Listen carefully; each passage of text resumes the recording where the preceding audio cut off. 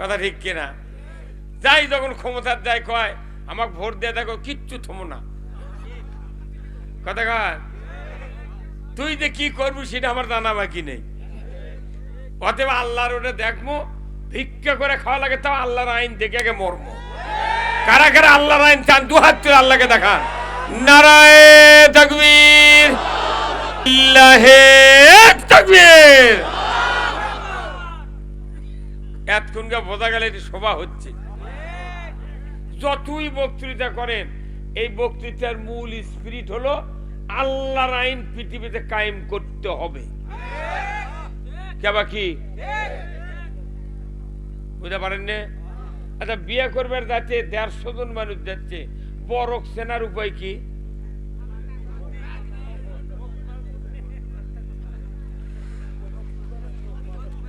বরক সেনার উপায় হলো ওই টুপির উপর ইনকে ফিসা খাড়ায় আছে। এই কতক্ষণ ওই যে সম্রাট আকবরের মতো একটা মূর্খ লোক বোঝে ই বর। আচ্ছা, ওই টুপি যদি আরেকজনের মাথার দেওয়া হয় তাইও বর। চ্যাংরা মানুষের টুপি খুলে বুড়া মানুষের মাথার দিয়ে আগে আগে নিয়ে যাচ্ছে। ওই কর্তৃপক্ষ মেয়ের পক্ষের লোকেরা কবি কেবল তোরা বাড়ি বিলে দাও। যে চ্যাংরার সাথে বিয়ে বোনাছি ইরে তো সে চ্যাংরা লয়। কেবা কি? তাহলে একটা বরের মাথার টুপি খুলে যদি একটা বুড়ার মাথার দেওয়া হয়, দুনিয়ার কোন মেয়ে পক্ষ বিশ্বাস করবে না যে ই বর। আল্লাহর আইন বাদ দিয়ে তুই মানুষের আইন দিয়ে চালাবো, আর আমরাকে সারা যেমন সহ্য কর্ম। তাহলে বরযাত্রী আর এই মেয়ে পক্ষ আর এই ভোটার পক্ষ, এই দুইজন কি এক হতে? তাহলে ওরা বুঝলো বুড়ার মাথার টুপি দেওয়ার কারণে যে চ্যাংরার সাথে বিয়ে বন্দোবস্ত করছি ই তো সেই বর লয়, টুপি দিলি বর হবি। আমাদের দেশ খালি ক্ষমতা গেলি সরকার হবে, আইন তো নেই। আইন মানলে কার? আল্লাহ। আল্লাহর আইনে সুদ হারাম, চুরি হারাম, পর্দা ফরজ, যাকাত ফরজ, নামাজ কায়েম করা ফরজ, অন্যায় বন্ধ করা ফরজ। এই কাজগুলো আমরা বুঝি, সব বক্তৃতা শুনি, কিন্তু সরকারের যা যদি কায়েম করবে কয় কেউ, তাহলে তা কি কয়? তুই রাজনীতি করছ মানে? তোরা রাজনীতি করবার আমাকে করলি এত অপরাধ, আস্তাগফিরুল্লাহ তওবা পড়া লাগবে। কারণ আমি আপনাদেরকে আজকে বলবো, গোল্ডেন পেনের সিগনেচার দেয়া কেউ যদি জান্নাতত যাবার চান, রাজনীতি করে জান্নাতত যাওয়া লাগবে। কেউ যদি জাহান্নামত যাবার চান, রাজনীতি করে জাহান্নামত যাওয়া লাগবে। এখন আপনি কোন রাজনীতি করে কোনটি যাবেন আপনার ব্যাপার, কিন্তু আমাকে বক্তৃতা করাই লাগবে। মাইক গেছে, এগুলা মাইকের কাম বাজে না আমার মুখের কাছে, বলে চোং টোং পুড়িয়ে চলে যাবি। ওই খালি বাইরে সাউন্ড দিতে হচ্ছে, ইটি কিছুই নেই। ওই ওই আপনার ওই খান মার্কেটের ওই ওর নাম কি, খান মার্কেটের জলিল তোহা, এগুলার মাইক আনা লাগবে, তাও কি 5,500 এমপ্লিফায়ার। অত সোজা নয়। আমরা সারা বাংলাদেশ বক্তৃতা করে বেড়াচ্ছি, মাইক ঠোকা দিলে বুঝা পাবো কাহাকে বলে মাইক, উহা কত প্রকার কি কি।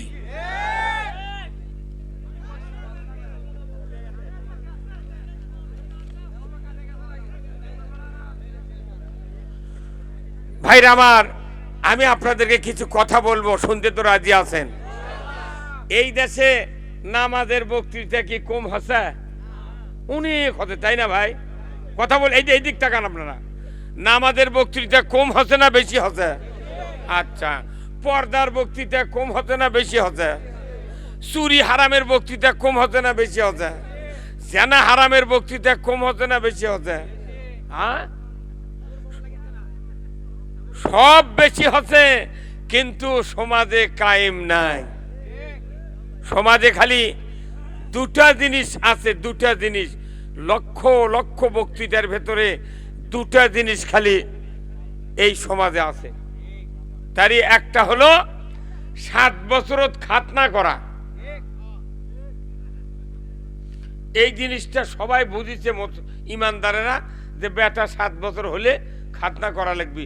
যদি খাতনা না করি, ই যদি লন্ডনের থেকে লেখাপড়া শিখা আছে, এক মুসলমানের বিটির সাথে বিয়ে দেওয়ার উপায় নাই। এই হুজুর কথা কোন না। আর একটা কাম কি, সেটা হলো রমজান মাসে রোজা রেখে বেলা ডুবলে ইফতার করা। এই দুই কাম ছাড়া বাংলাদেশে কিছু নাই। দাড়ি টুপি জুব্বা পাগড়ি এগুলো হচ্ছে ডিসগাইজ সাজা, কাম নাই কাজ নাই, এমনি ইমানদার সাজা। ইমানদার তৈরি হতে হবে, ইমানদার সাজলে জান্নাতে যাওয়া যায় না। কথা কোন? আমরা যদি এই কথাগুলি বুঝতাম, তাহলে কোরআন বুঝতে সহজ হতো। আমরা সব বুঝি, কিন্তু বাংলাদেশে রাজনৈতিক অস্থিরতার কারণে বাংলাদেশে কারু শান্তি নেই। ইমাম কথা কয়ে শান্তি নাই, বক্তা আলোচনা করে শান্তি নাই, শ্রমিক আসল কথা কইলে ওর চাকরি চলে যায়, ইমামতি চলে যায়, কিষান তার আসল কথা কলি গারস্থর সাথে ঝগড়া হয়। হ্যাঁ, যার কারণে ঢাকার প্রফেসর, ঢাকা বিশ্ববিদ্যালয়ের প্রফেসর আজ আছে বাংলাদেশের বৃদ্ধাশ্রমে। সাংবাদিকরা জিজ্ঞাসা করছে, স্যার আপনার এত লেখাপড়া, আপনাকে সন্তান নাই? কোচা আছে বাবা। তে আপনি বৃদ্ধাশ্রমে কে? তে বলিচ্ছে, বাবা আমার ভাগ্য খারাপ, আমি ভুল করেছি। কি ভুল করছেন? ঢাকা বিশ্ববিদ্যালয়ের স্যার আপনি কিসের ভুল? করছে, বাবা আমি ভাবছে ভুল করছি, আমার ছেলে পেলে বেশি শিক্ষিত মানে যারা মূর্খ, লেখা জানে না, পড়া জানে না, এরা বৃদ্ধা মা এবং বৃদ্ধ পিতাকে কোলত করে নিয়ে পায়খানা সাফ করে। আর একটু লেখাপড়া শিখলি, বাপ অসুখে পড়ে আছে, ও নাকত কাপড় দিয়ে কয়, মা আব্বা ক্যাঙ্কা। তারপরে লেখাপড়া শিখিছে দেখে আর বাপের গাও হাত দেওয়া হবে না। কথা কন না? আমাদের অবস্থা হয়ে গেছে। তাই আমরা মনে করছি খালি কোরআন শুনলেই বোধহয় মুক্তি পাবো। না, কোরআন শুনলেই মুক্তি পাওয়া যাবে না, কোরআন কায়েম করতে হবে। আমাদের বাংলাদেশে নামাজ কায়েম নাই। এখানে নামাজ আছে, ইকরাউস সালাত, নামাজ পড়ো। আর আল্লাহ বলছেন আকিমুস সালাত, নামাজ কায়েম করো। আকাশ পাতাল কম বাড়া। আল্লাহর একটা হুকুম বাংলাদেশে নাই। এই কথাগুলো বললি মানুষ মনে করে হুজুর আবার রাজনীতি করছে, মাথা মারিচ্ছে। কি ক্ষতি করল আমরা কই যে সুদ হারাম কর, পর্দা ফরজ কর, জেনা বন্ধ কর, ঘুষ বন্ধ কর, দুর্নীতি বন্ধ কর, সিন্ডিকেট বন্ধ কর, কারেন্টের বিল 100 ইউনিট এক দাম, 200 আর এক দাম, 300 সেই দাম, 400 জমি বেচো, 500 কর্থ।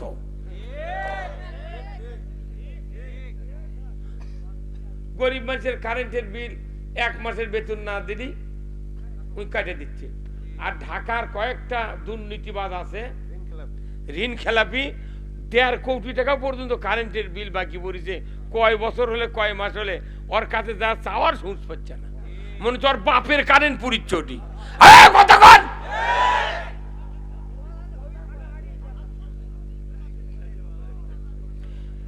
ঋণ খেলাপি থাকলে নমিনি বলে বাতিল, অথচ 1700 কোটি টাকা ঋণ খেলাপি তাকে আবার নমিনি দিয়ে দিচ্ছে। কি কথা রে? তাহলে বোঝা যাচ্ছে 22 সালেও নামাজ হবি। কথা কোন না? আল্লাহ রে আল্লাহ, কি দুনিয়া! এই দুনিয়া সৃষ্টি করলো আল্লাহ মানুষের শান্তির জন্য। আমি পুরো কোরআন এবং হাদিস কিছুটা পরে বুঝে পারছি যে আল্লাহর এই পৃথিবী সৃষ্টি করার উদ্দেশ্য দুইটি, নবী সৃষ্টি করার উদ্দেশ্য দুইটি, খলিফা সৃষ্টি করার উদ্দেশ্য দুইটি, যতগুলি আসমানি কিতাব নাজিল করেছেন এইগুলি নাজিল করার উদ্দেশ্য হলো দুইটি। আর মানুষের জীবনের উদ্দেশ্য হলো দুইটি। আল্লাহর কি কি দুইটি, মানুষের কি কি দুইটি, এটাই পাশাপাশি আলোচনা করতে হবে। আগে আল্লাহটা বলি আমি। কতক্ষণ আল্লাহটা হলো, আল্লাহ বলছেন যে ওয়াইজি ক্বালা রাব্বুকা লিল মালাইকাতি ইন্নী জাইলুন ফিল আরদি খলিফা। কার কথা? কোরআন শরীফে আছে না নাই? এই আয়াত আছে। এটা হলো আদম আলাইহিস সালামের সৃষ্টির পূর্বের বক্তব্য আল্লাহর জবানের জোরে কোন আল্লাহ। আল্লাহ বললেন, আমার ফেরেশতারা তোমরা শোনো, আমি পৃথিবীতে খলিফা সৃষ্টি করব। তার মানে আল্লাহর সিদ্ধান্ত নেওয়া শেষ। আল্লাহু আকবার কোন। আমি পৃথিবীতে কি সৃষ্টি করব? খলিফা। কেসি ফিটি আলা, কেসি ফিটি আলা খলিফা। ওই হাসান টেলার, ওই বর্ষা টেলার, ওই উজ্জ্বল টেলার, কেসি আর ফিতে থাকলেই তাই খলিফা। ওই খলিফা লয়, দেশ শাসন করার খলিফা। হযরত আবু বকর কি ছিলেন? উমর ফারুক, ওসমান, হযরত আলী রাদিয়াল্লাহু তাআলা আনহুম আজমাইন, এনারা ছিলেন খলিফা। এনারা কি পীরের খলিফা? এনারা কি নবীর খলিফা? এনারা হলেন আল্লাহর খলিফা। আল্লাহর আইন দিয়া রাজত্ব চালিয়েছেন, সেই জন্য ওনারা হয়েছেন খলিফা। তাহলে আল্লাহর মূলত উদ্দেশ্য নবী প্রেরণ, দুনিয়া সৃষ্টি, কোরআন নাযিল, মানুষ সৃষ্টি। উদ্দেশ্য হলো পৃথিবীতে আল্লাহর রাজত্ব কায়েম করা। প্রত্যেকটা নবী রাসূলকে সহিফা দিয়া, কোরআন দিয়া খেলাফত দিয়েছেন। মানে তুমি দুনিয়ায় গিয়া রাজত্ব কায়েম করে, আমি যে সহিফা দিছি, কিতাব দিছি, কিতাবের আইন দিয়ে তুমি দেশ চালাবে, সুদ ঘুষ সব মিটে যাবে, মানুষ কোনো হানাহানি করবে না, অন্যায় হবে না, দুনিয়া শান্তিতে পরিণত হবে। এই করার জন্য আল্লাহ তাআলা যুগে যুগে 1 লক্ষ, মতান্তরে 2,24,000 পয়গম্বর দুনিয়াতে পাঠালেন। উদ্দেশ্য একটাই, পৃথিবীতে খেলাফত কায়েম করতে হবে। কার? জোরে বলেন কার? আমরা 5 বছর পর পর এই বাংলাদেশে নয়, সেই ব্রিটিশের সময় তখন মাথায় হাত দিয়ে ভোট হচ্ছে, সোয়া ভোট। একবারে 4-5 জন তারা বসে আছে চেয়ারম্যান। ওই সময় অবদের সময় তখন ব্যালট ছিল না, কোনো রকমের যন্ত্র ছিল না, লেখাপড়া নাই, মানে অবধ মানুষ। ওই সময় কষে যে কোনো ব্যালট ট্যালট নাই, পুলিং নাই, এজেন্ট নাই, একে জনগণ তালিকা করে নিয়েছে বাড়ির থেকে, ডাকিচ্ছে, আশরাফুল ইসলাম আপনি কাক ভোট দেবেন, তার মাথা হাত দেন। দরজা দিয়ে ঢুকিয়া 6 জন বসে আছে চেয়ারম্যান, সাহস করে একজনের মাথায় হাত দিলে ওই পুলিং প্রিজাইডিং কানুঙ্গ কবি তাহলে একই ভোট দিল। তাহলে তোমার নাম আশরাফুল, ভোট দিলে লইমুদ্দিন, ওটি লিখে দিল। আচ্ছা, ওই সময় এই বর্তমান বাংলাদেশের মানুষের চেয়ে ওই গরিবের হিম্মত বেশি ছিল। বাপরে, 6 জনের সামনে একজনের মাথায় হাত দেওয়া মানে কি তুরুমুরু সাহস লয়। এখন ওই হাত দেওয়ার ভোট কৃষক নেই জানেন, টাকা খায় দেখে। এখন টাকা 5 জনের থেকে খায়, একজন একজনকে মাথায় হাত দেয়, ওকে ঘরতি পিঠে মেরে ফেলে দিল।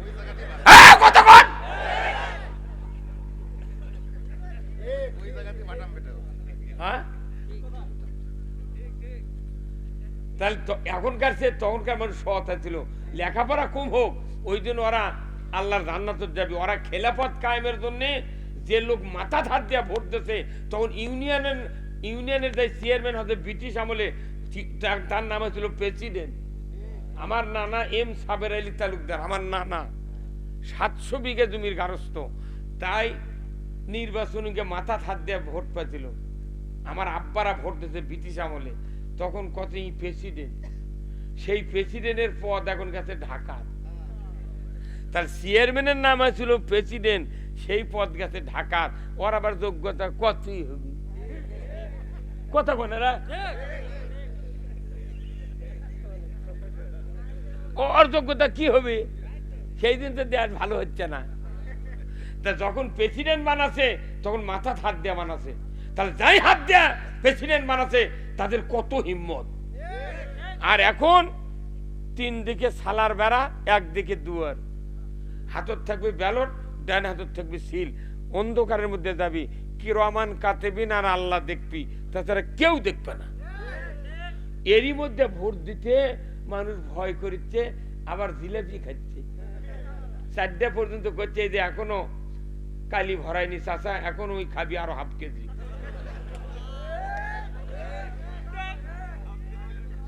একটা গরুর দাম 1.5 লাখ, একটা খাসির দাম 20,000, ভেড়ার দাম 3,000, আর আশরাফুল মখলুকাত 270 কোটি টাকার পার্স আছে। মখলুকাত আশরাফুল ও যাই লাইনার বানাচ্ছে, পেস্টন বানাচ্ছে, রিং বানাচ্ছে, নজেল বানাচ্ছে, প্লাঞ্জার বানাচ্ছে, ইয়ার কুলার বানাচ্ছে, এসি বানাচ্ছে, কত যন্ত্রাংশ বানাচ্ছে। তখনকার মানুষ এগুলো বানাবেরই পারেনি। তখন আসছিল পাথরে পাথরে ঘর্ষণ দেওয়া আগুন তৈরি করছে। তারপরে আসলো ম্যাচ লাইট, সেটার থেকে এলো গ্যাস লাইট, সেটার থেকে এলো জিয়া সলাই। কতক্ষণ? তাহলে মানুষের জ্ঞান বাড়লো, চরিত্রের দিক দিয়ে অধপতন ঘটলো। জুব্বা বাড়লো, কিন্তু ইসলামের বিরোধিতাও বাড়লো। জুব্বা দেখলে মনে হচ্ছে জিবরাইলের খালু, কিন্তু যত শয়তানি আছে ওর মধ্যে। আগাবেলা এক কথা, পাঁচা বেলা আর এক কথা। এই কতক্ষণ টাকা এখানে যারা আছেন তারা ভালো। কতক্ষণ টাকা? তাহলে বলেন এইগুলি কোনো বেদির কথা বলেছি।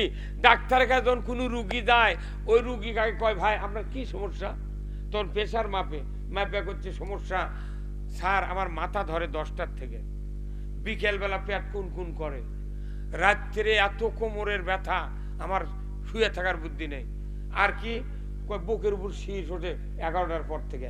আর কি মাঝে মধ্যে জ্বর হয়, পায়খানা ক্লিয়ার হয় না, পেট ভুটভাট করে, আর পায়ের রক টেনে ধরে।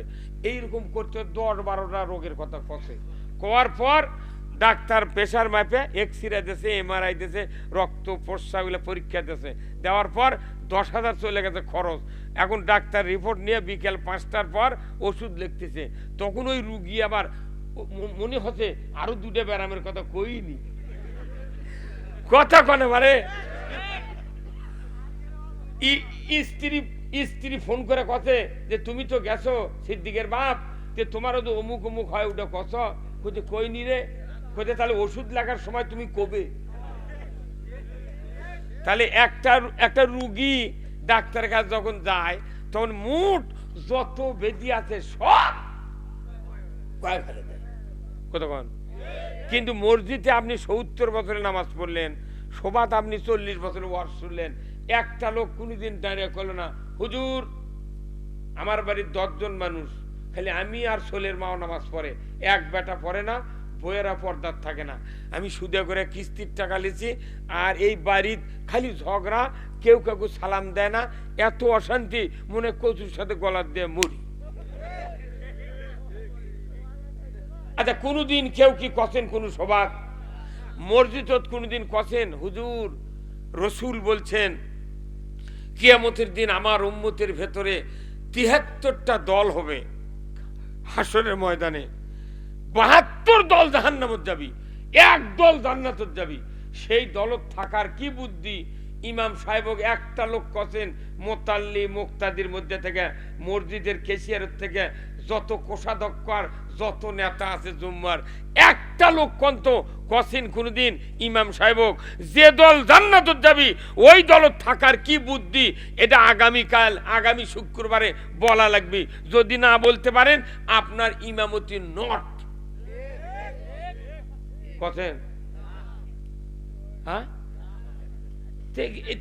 আসল কামি করেননি।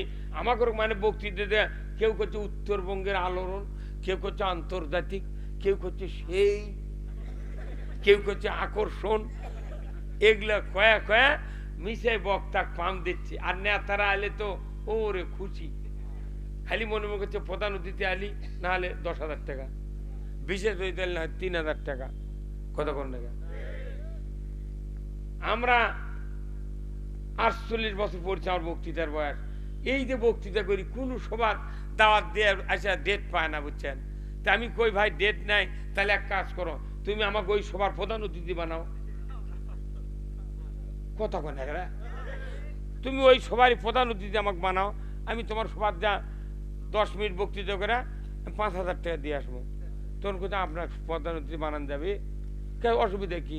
তুই দেখ প্রধান অতিথি বানাবো, ওর মুখ দাঁড়িয়ে নেই, ও 6 মাসের মধ্যে 1 মাস উজু করে। এমনও প্রধান অতিথি আছে বছরে 2 বার উজু করে, ঈদুল ফিতর ঈদুল আজহা।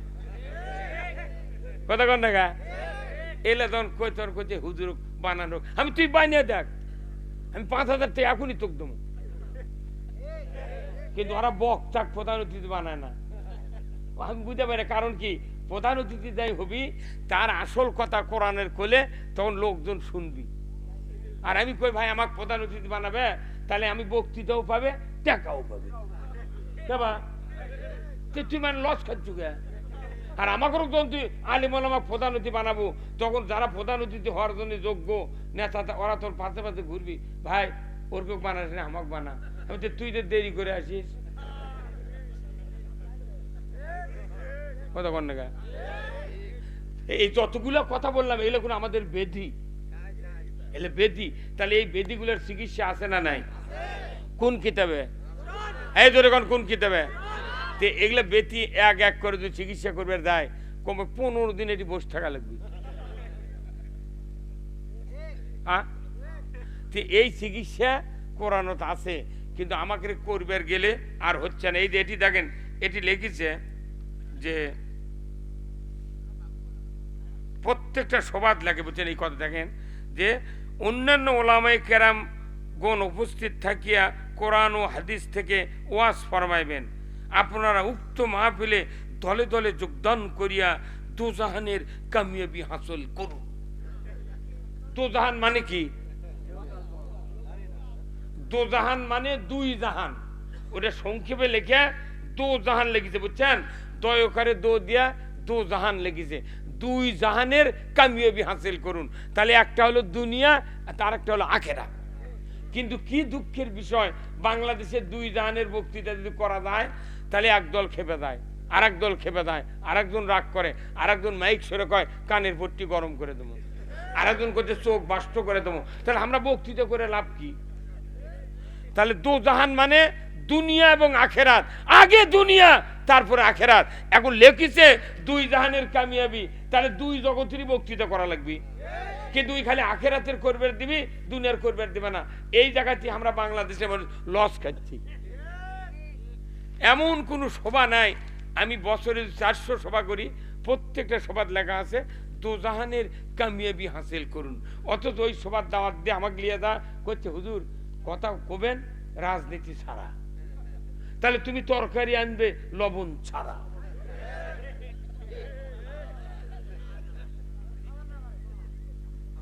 কতক্ষণ কেউ যদি তরকারি যতই তেল দিক, যতই মশলা দিক, আদা রসুন ইলশার মাছ দিক, কিন্তু লবণ যদি না দেয় কুত্তাও তরকারি খাবে না। যত রকমের মশলা দেন, যদি তরকারির পর চাকপের কয়, তাহলে ও কয় জিরে কিরকম হাতে কন্ত এরকমই কি চাকপের কয় লবণ। লবণ ছাড়া তরকারি আর আল্লাহর আইন ছাড়া রাষ্ট্র সমান। লবণ ছাড়া তরকারি আল্লাহ, আর রাষ্ট্র কোরআনের আইন ছাড়া রাষ্ট্র হলো আল্লাহ। এই জোরে কন্যাকে কথা কাল্লা দোকান কে এখনই